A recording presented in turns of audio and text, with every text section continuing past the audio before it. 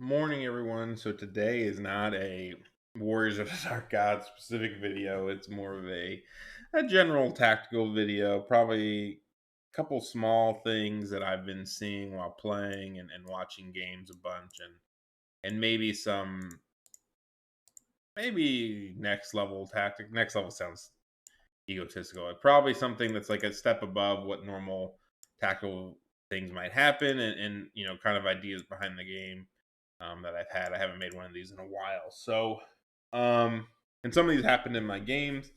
We're gonna start with one that I actually think is super interesting, and it screwed me. It did screw me. I've almost done it to somebody before. It screwed me in my game, though. I'll say that I feel like even though it was a good move to pin me, it anyway. So it's this idea of refusing challenges. And so, when you refuse a challenge, you can't attack, you lose your BSB, you you can't do anything, and your leadership zero. But one thing that isn't in there is you auto lose the combat. And so you can do things where you can pin some units pretty easily um, by just charging them and then refusing a challenge. So what happened to me was I had my Chaos Lord here. Just pretend this is like a any character that won't get, let's say it's a one up save rollable character. Let's just say, right? If you charge the rear of the knights, right? You don't touch my lord. I can't make way. So right now I have a banner and you have charge rear, so you're up by 2. And so assuming that my knights are strength 4, nothing, right? And you're rerollable 1 up or whatever, I'm not going to wound you. At least I'm not going to do 3 wounds. And so you just refuse the challenge. If you refuse the challenge and I do no wounds, you win by 2. This happened to me. Now I was steadfast and I failed my rerollable 9, but in theory, it is a very good pin if needed. Because even so, if I did make the rerollable 9 steadfast, I would have had to make the 9 leadership just to turn around to face him, or else he can keep doing it. He can keep refusing, and then he has a banner versus my 2, and then I can't move anything, especially if you can get surrounded or something like that. I saw this in another game of mine where I wanted to pin a unit for the objective, and it was actually where I did take the challenge. And then after the game, we thought about it and said, "Oh, if I didn't take that challenge, you couldn't make way. I get rear charge. You have 1 combat res. Unless those lemmers are doing 2 wounds to a 1 up save chariot, you're going to lose the fight and you're going to be pinned for the turn." Um, I think about this. I've talked about before. I think about it a little bit more with combo charging, where, for example, let's just assume this is some big ass unit, and we'll say this is a mage, but let's just say they have a fighty hero here, and the idea being, okay, I have my herald, and this fighty hero can kill my herald, but I double charge this unit with an elder on one side, and I've talked about this one before, an elder on one side and the herald on the other side, and you think, ha ha ha, I'm going to challenge him and kill your herald and then kill the elder, and I just say, ha ha ha, I'm going to now decline the challenge, and the elder is more than enough to win the fight, depending on what the unit is. And so I'm just going to keep winning the fight, and you can never reform because you're hit on 2 sides. So eventually, these guys will die. Think of it more of a Skaven unit is probably a better example. Warriors won't die as fast. Eventually it'll be like this as long as I keep winning, and I never have to reform down. So at this point, it's 1 guy versus 1 elder, 1 guy hitting a herald who can't attack, and I just keep whittling my way down. And eventually, I have to deal with you, but for the most part, you're pinned. And so this is kind of an extension of that, where if the unit doesn't have a lot of combat res naturally, let's say a knight unit with a super fighty character, if you come in and flank it, like normally, obviously, if you flank with an elder, you can be like, you can't make way. I'm going to just break you. But I think it's it's the other way as well. You flank this with a strong enough character that maybe has a rank, like, I don't know, a behemoth guy, right? Even if you never attack, you have flank charge, flank charge, big flank. You have 3. to their 1, you're going to hold them and maybe even break them. If you break steadfast, Chaos Knights are a horrible example because they have reroll built in, but there are times where you can easily win by 1 or 2, and the unit just can't do anything. Like, you're just causing a check without ever having to fight, as long as your save's good enough. So this is actually, so I find that to be a kind of a useful tool. Right? So you basically can say, as long as I have a good save, I can win the combat or tie it at least. A BSB flank charge BSB is 3 combat res. If you have like a BSB charging, unless they have 3 ranks in the standard, they're probably not going to win. They're going to probably tie, and so that's a really good pin for later turns and stuff like that. Just something that happened to me and I've heard before, and it's kind of like this situation where, think about, pinning units is always really good. I think it's not done enough, and that's kind of a segue into like an idea behind sacrificing units and trading units. But this is kind of a cool way to pin things, and as long as you understand how refusal challenges work and how you can get around it later on and stuff like that. But pretty cool, especially for things like Potion of Speed, where if it's a big deal if they have Potion of Speed or not, they have to pop it, I think, before the combat, at the start of the combat. So in theory, you could say, are you going to pop Potion of Speed? And they say no, and then maybe you fight them. And if they say yes, you decline the challenge. And then the next turn, you can fight them because you're faster than them. That's like an example, right? So that's a pretty cool one. Other one is just like chaffing chaff. I think a lot of good players do this, but sometimes people, a lot of this game is like trading chaff for chaff sometimes, and sometimes me being a very strong aggressor, one thing that could be good, I'm just going to use my own army as an example. My own army versus my own army. Let's just say you were here, a lot of people will go and they're going to chaff the knights. And this is kind of a very simplified example. There, I'm going to chaff the knights, and then I'm going to countercharge with an elder, right? Some shit like this. And what usually happens is, if you have your own chaff, they kill the flares, the dogs block the elder, and all of a sudden now the tables are turned. You traded a chaff piece, you'll kill his chaff piece, and he has the tempo because it's his turn next. But what you can do is, something like this, or go 1 wide.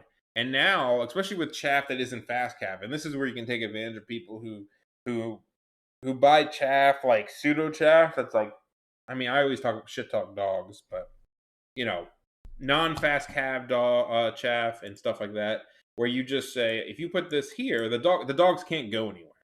They're boxed in, so there's nothing they can do except combo charging with the knights and hoping to overrun in front of your elder, but you can plan for that.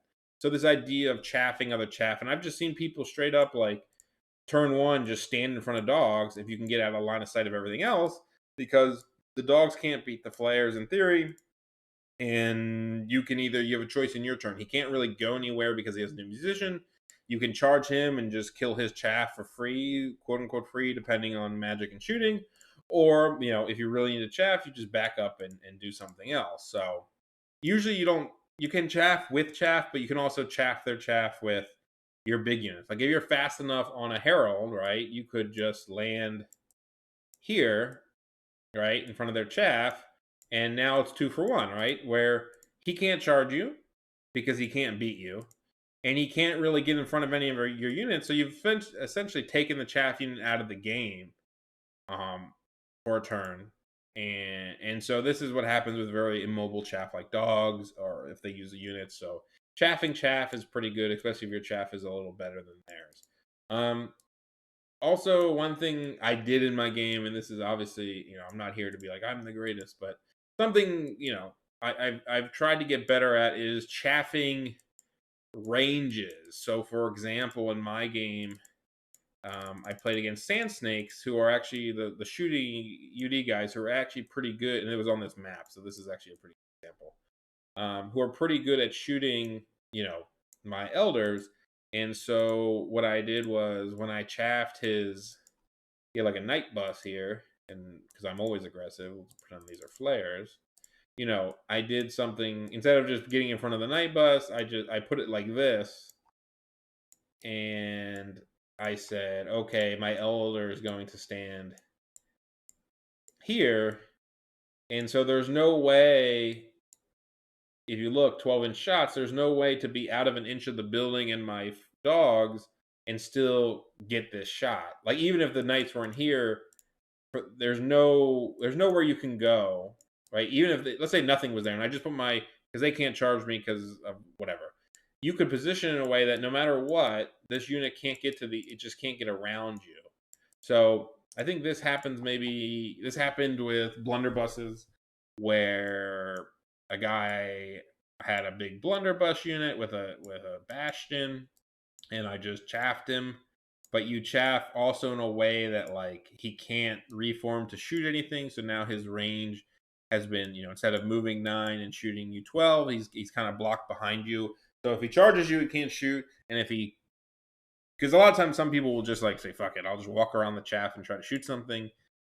So this kind of gets the job done. So I think that's an interesting thing to do, people. Um, you know, I think in watching a lot of games, probably something that is lacking in, I will even say it's almost like good players who, like, it's not even bad players. I think they're actually good players who, for some reason, I don't know if they're just worried in their mind or they don't know what to do or it's just not part of their right, how they play.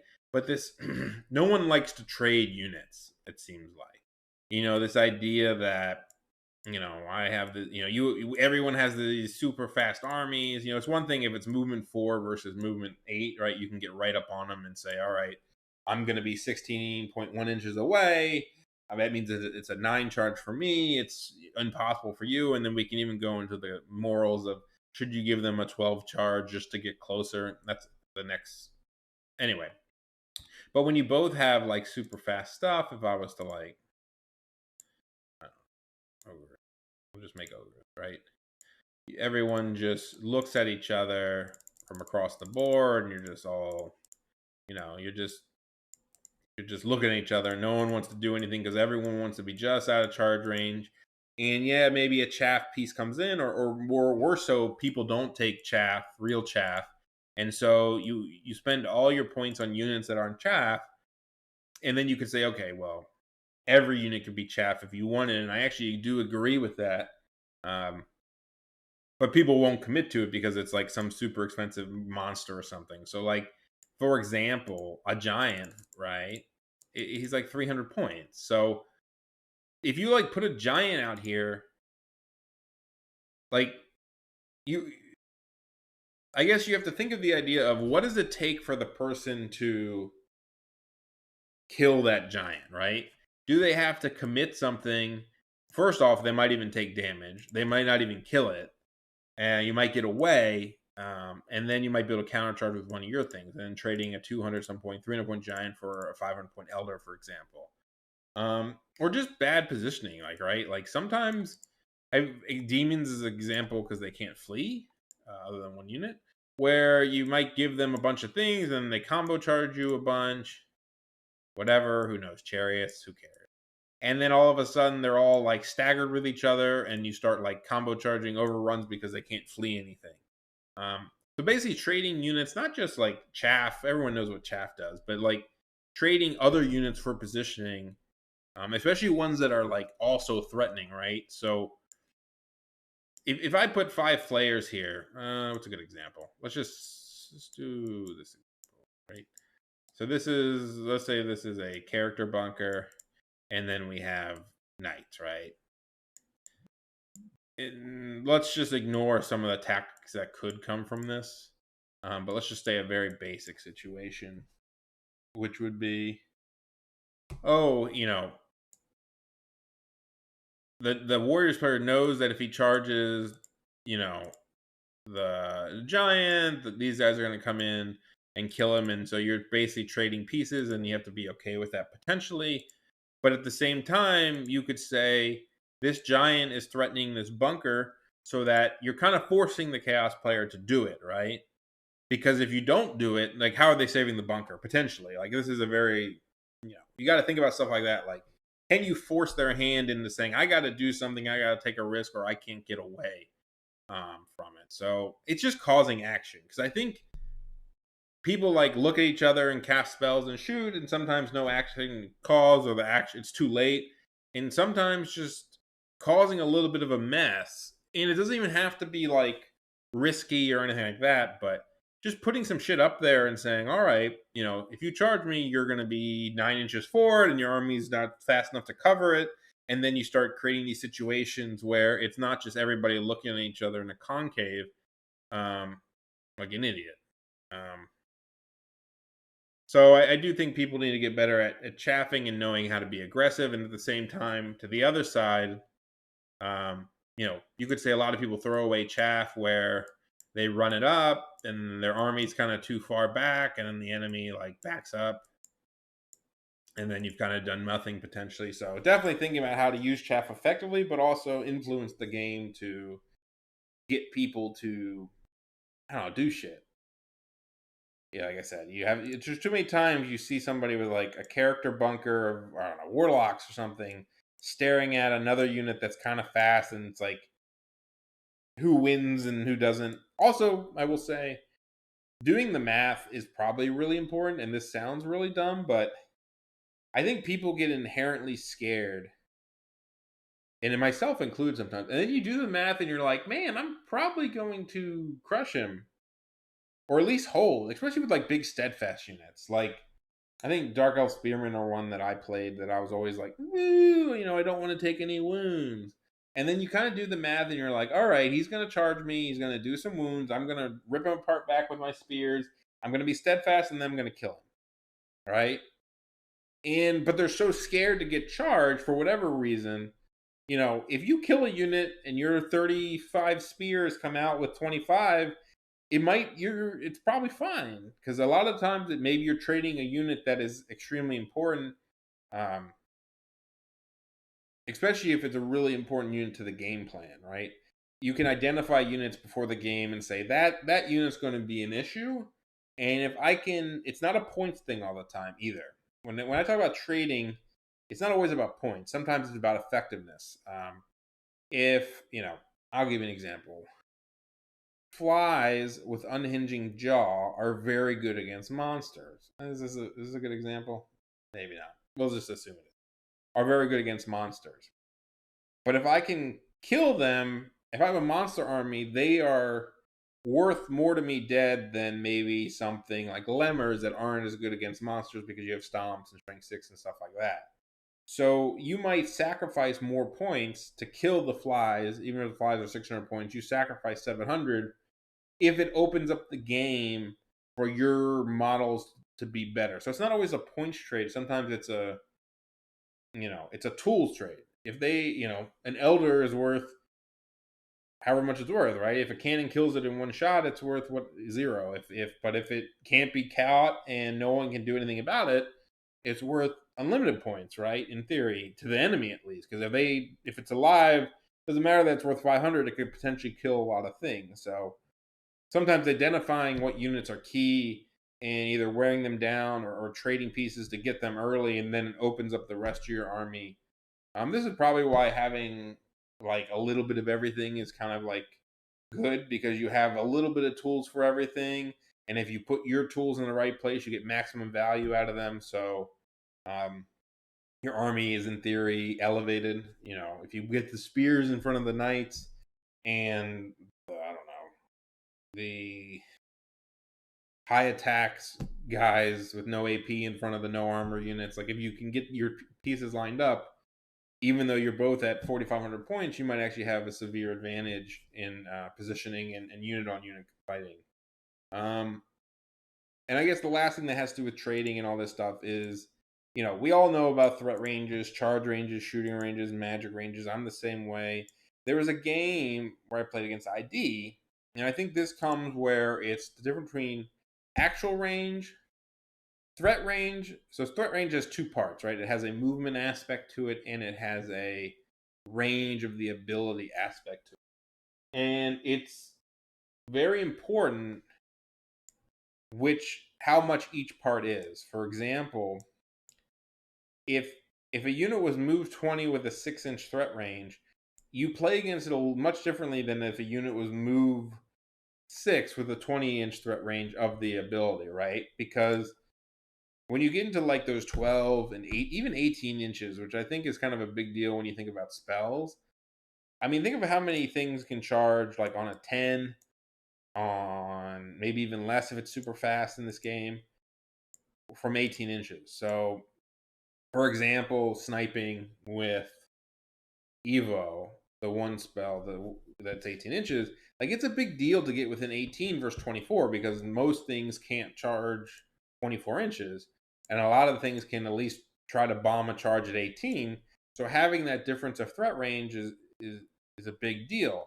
And I guess what I was trying to get at with this is, somebody took a big ass blunderbuss unit versus me. I'll just make it with this. Let's just say this is a blunder unit, right? And so blunders can move 9 and shoot 12. So, you think 21 inches, my knights are going to stay 21 inches from this unit because I don't want to be shot, right?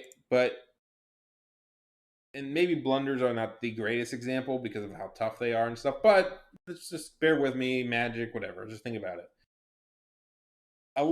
Half of that threat range is a move, right? So if you really want to think about it, position this unit on top of this unit, and say, okay, they're in the same spot. Let's just say my knights were just within 21, like they could move and shoot me. They would have to move here to shoot me, right? And so let's just say you get 20 blunder shots and do the math on how good it even is, right? In this particular example, I'm in the field. They hit on 6s with 20 shots, 3 hits, 2 wounds, maybe 1 knight dies. But look where that unit is. Like, as the other player, are you going to move this unit 12 inches to shoot me here? If the answer is no, or if the answer is, hey, that'd be pretty good for me as the Warriors player, why would you give them this much space, right? Force them to do so. Like, if they're not going to do it, don't worry about it then, right? If they're, let's just say for whatever reason they would never move their unit that far up. Maybe you had an elder sitting in the flank area that was out of range of the shooting as well. Who knows, right? You had some guy sitting here. Well, then why do you keep your knights at 21? Because there's definitely no way they're moving 9 inches to get flanked by the elder just to shoot a knight off the board.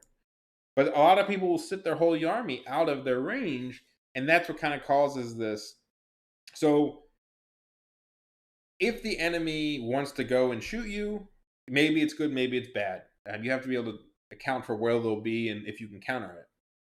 But a lot of people give up inches from shooting in Magic on things that are never going to take place, right? Like, I've seen people get out of range of Hellfire on a move, my Herald's move 16, and so it's 34 inches. Let's just, whatever. I'm going to keep my guy out of 34, where the only way that I could ever get that spell to even attempt to cast Hellfire on you, let alone Binding Scrolls, Dispel Dice, do I have other spells that need to be stopped, is to like run him like this way, like right at you.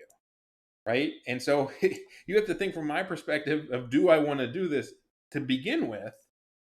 And if it's good, if I did this and you say, I'm okay with taking a Hellfire and rolling dice against it, or you have a Binding Scroll, whatever, right?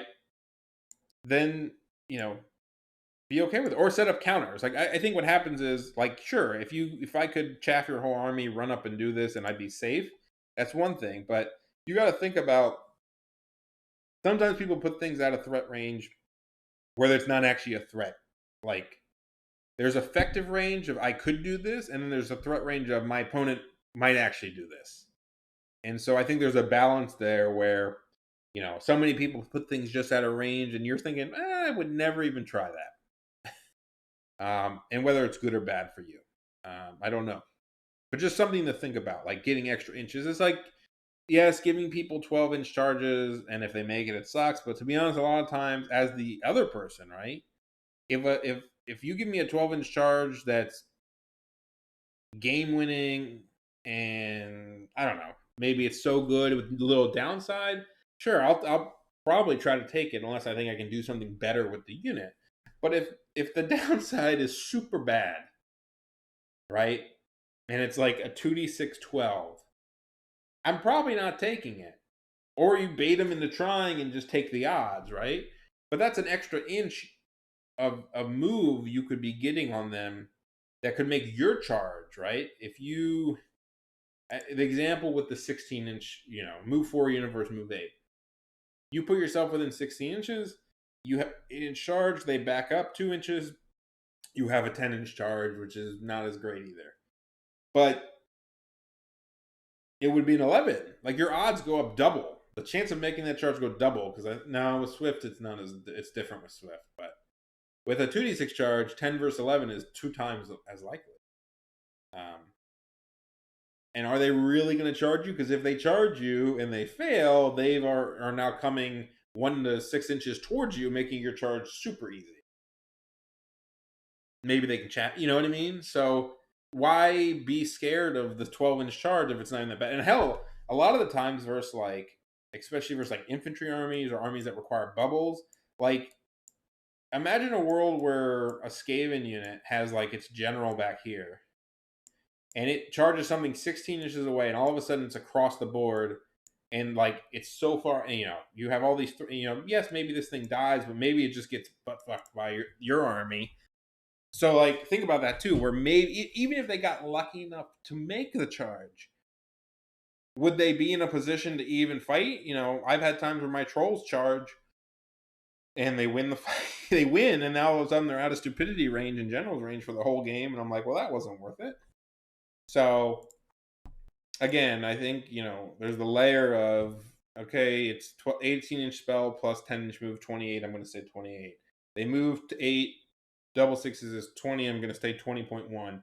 And there are a lot of situations where that is fully acceptable, and I do it the same too. I'm like, I'm not going to give him the chance.